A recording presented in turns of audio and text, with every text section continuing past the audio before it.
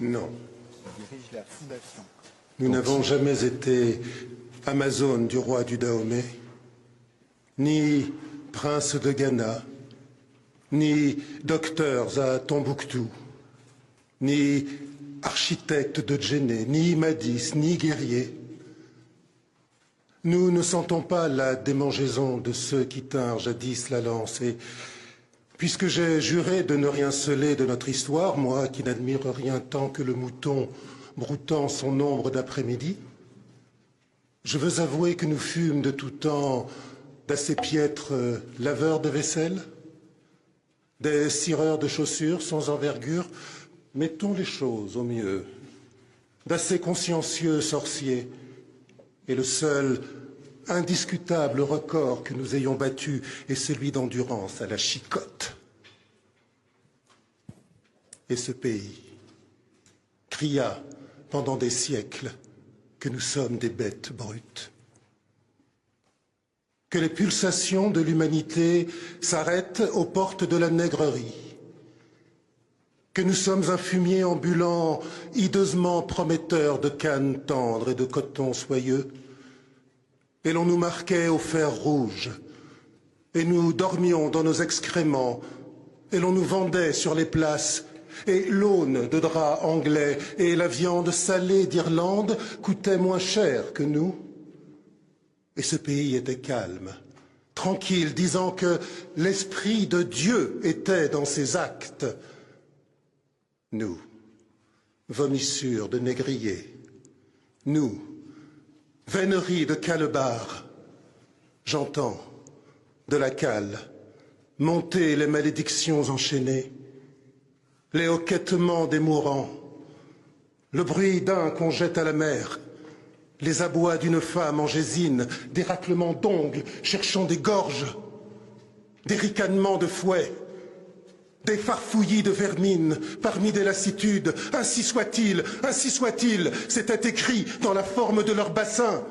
Ceux qui n'ont inventé ni la poudre ni la boussole, ceux qui n'ont jamais su dompter la vapeur ni l'électricité, ceux qui n'ont exploré ni les mers ni le ciel, mais ceux sans qui la terre ne serait pas la terre.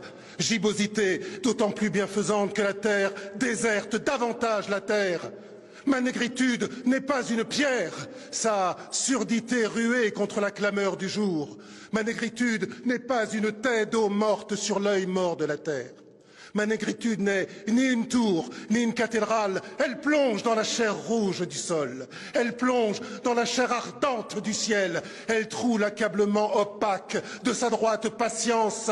Eya pour le calcédrat royal, tiède petit matin de vertu ancestrale. Eya pour la joie, Eya pour l'amour, Eya pour la douleur, au pis de larmes réincarnées.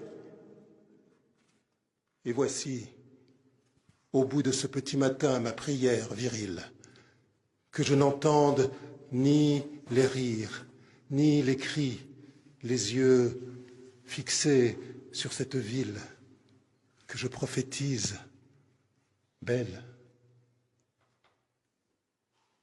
Donnez-moi la foi sauvage du sorcier. Donnez à mes mains puissance de modeler. Donnez à mon âme la trempe de l'épée, je ne me dérobe point. Faites de ma tête une tête de proue, et de moi-même mon cœur ne faites ni un père, ni un frère, ni un fils, mais le père, mais le frère, mais le fils, ni un mari, mais l'amant de cet unique peuple. Faites-moi rebelle à toute vanité, mais docile à son génie, comme le poing à l'allongé du bras. Faites-moi commissaire de son ressentiment.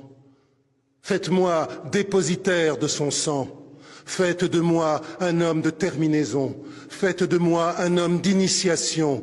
Faites de moi un homme de recueillement, mais faites aussi de moi un homme d'ensemencement. Faites de moi l'exécuteur de ces œuvres hautes. Voici le temps de se ceindre les reins comme un vaillant homme. Mais, les faisant, mon cœur préservez-moi de toute haine. Ne faites point de moi cet homme de haine pour qui je n'ai que haine, car pour me cantonner en cette unique race, vous savez pourtant mon amour tyrannique. Vous savez que ce n'est point par haine des autres races que je m'exige, bêcheur de cette unique race, que ce que je veux, c'est pour la faim universelle, pour la soif universelle, la sommée, libre enfin de produire en son intimité close la succulence des fruits.